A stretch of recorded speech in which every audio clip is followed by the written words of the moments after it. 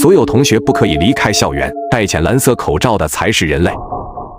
我们用最快的速度跑到了学校操场，操场上早就排起了长队，从左往右数，有4个核酸点，前3个核酸点都排满了人，只有最后一个核酸点孤零零的。最后一个核酸点的工作人员是一个头发很长的女人，她低垂着头，看不见脸，给人一种非常阴沉不好的感觉。大家都不约而同的没有去第4个核酸点。我数了数人数，发现中间2个核酸点队伍都排满20人了，只剩下第1个刚好有3个位置空出。小美说：“我们去排队吧。”这时我迟疑的开口道：“怎么样才算是最后一个核酸点呢？如果从左往右数，最右边的就是最后一个，但如果顺序是从右往左呢？那么第4个核酸点就会变成第1个。”核酸排队时间只剩下了半分钟，我们必须做出决定，是第1个还是第4个？宋妍和小美都把求助的目光投向我，我后背绷得很紧。20秒，15秒，突然天空闪过一道惊雷，此时操场上的路灯似乎突然出现了问题，一瞬间操场陷入了黑暗，周围响起了短促的尖叫声。终于我发现了异样，操场上的光线很快就恢复了正常。第4个，我大吼一声往第4个核酸点跑去，宋妍和小美紧跟着我，其他学生都用惊讶的目光看着我们。不是说了不要去第4个核酸点吗？第1个队伍还有空的位置啊，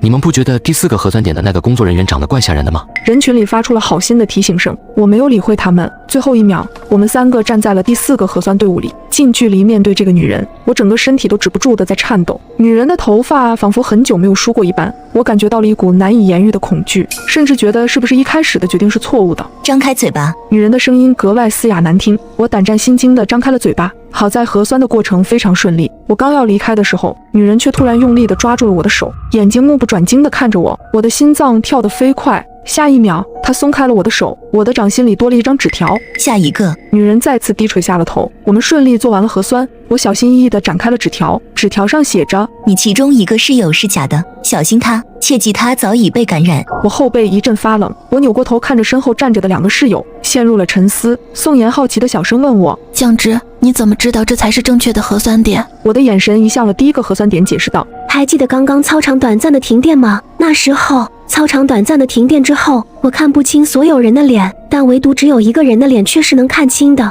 第1个核酸点的工作人员的脸是微微发亮的，这根本不可能是正常的人类。听完我的话，宋妍一脸恐惧道：那这些排错队伍的人……这时异变发生了，第1个核酸点做完核酸的一个男生突然涨红着脸，捂住了自己的喉咙，发出了嗤嗤的声音。下一刻，他发出撕心裂肺的呕吐声，吐出的呕吐物里全是密密麻麻蠕动的黏腻的虫子。好痒，好痒啊！男生使劲地抓挠自己的皮肤，我头皮发麻到了极点，他显然痛苦到了极点。这骇人的一幕让很多人发出尖叫声，但很快又有人痛苦地开始抓挠自己的脸。他们的症状和死去的男生一模一样，其中一个症状轻微一点的男生愤怒地冲到了工作人员的面前：你刚刚给我们做核酸的时候，对我们做了什么？但他很快便发现了不对劲的地方，那些一根根医用棉签上竟然攀附着无数颗像是虫卵一般的颗粒。此刻的操场宛如地狱，排在第1个核酸点的学生全部死亡。所有人都清晰地认识到了一个事实：违反规则的下场极其恐怖。这时广播里班长的声音再次响起：本次核酸筛查结束，感谢同学们配合，现在请同学们回到自己的寝室，